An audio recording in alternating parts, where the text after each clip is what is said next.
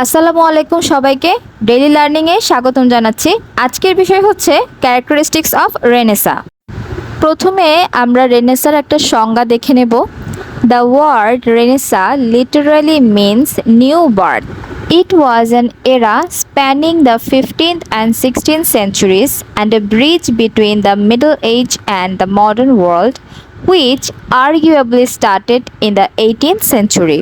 এর মানে রেনেসা বলতে বোঝায় পুনর্জাগরণ বা পুনর্জন্ম। রেনেসার সূত্রপাত ঘটে 1453 সালে এবং যেটি অতিবাহিত করে 1500 থেকে 1600 শতক পর্যন্ত, অনেকের মতে 18 শতক পর্যন্ত। এই যুগটিকে বলা হয় মধ্যযুগ এবং আধুনিক যুগের সেতুবন্ধন।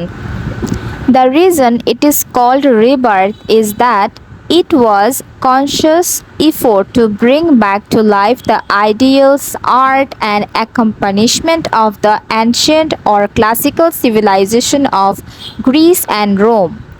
This ancient era is sometimes called classical antiquity.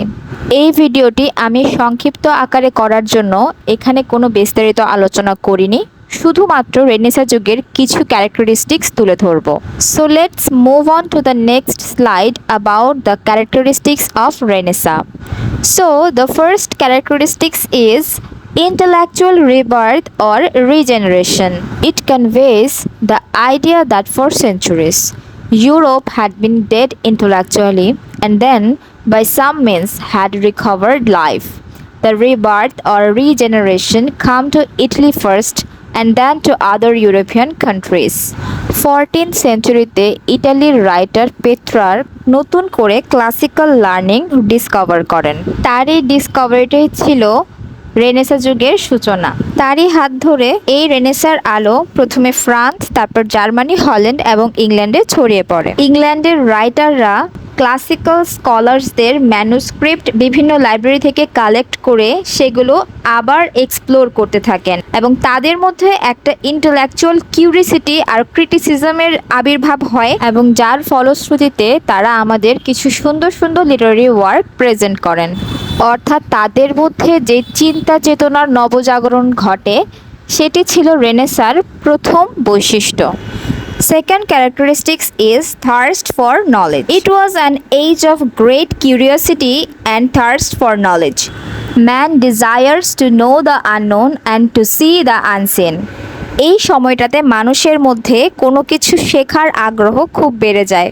তাদের মধ্যে একটা প্যাশন দেখা যায় ফর স্কলারলি রিসার্চ। এই ক্যারেক্টারিস্টিক্সের একটা ভালো এক্সাম্পল ক্রিস্টোফার মার্লোর ডক্টর ফস্টাস নামক ড্রামাতে দেখা যায়। এখানে ডক্টর ফস্টাস খুব বেশি নলেজের প্রতি তার কিউরিয়াসিটি ছিল। সে চাইতো যেন দুনিয়ার সকল জ্ঞান তার মধ্যে চলে আসে।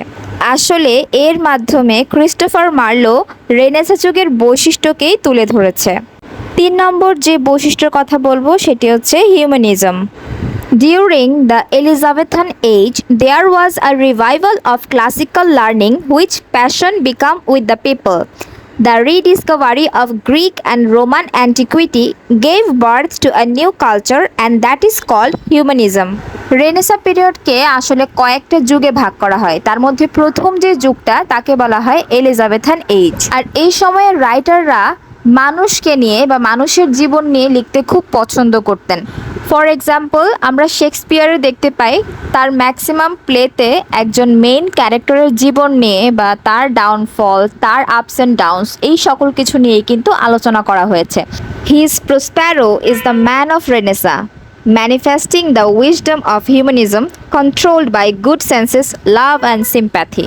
Next characteristics is scientific outlook. During the Renaissance period, the European explorer and scientists contributed significantly to the development of inquiry. রেনেসার এই সময়টাতে বিভিন্ন সায়েন্টিস্টের উদ্ভব হয়। আমরা যদি বলি পৃথিবীর বেশিরভাগ তত্ত্ব এই সময়টাতে আসলে উদ্ভাবিত হয়। এর মধ্যে ইম্পর্ট্যান্ট একজন সায়েন্টিস্ট হলেন গ্যালিলিও। রেনেসা পিরিয়ডের আরও অনেক ক্যারেক্টারিস্টিক্স আছে, কিন্তু এই ভিডিওতে আমি মেইন 4টা তুলে ধরার চেষ্টা করেছি। ভিডিওটা আর বড় করছি না। ভিডিওটি ভালো লাগলে লাইক দিয়ে পাশে থাকবেন। ধন্যবাদ।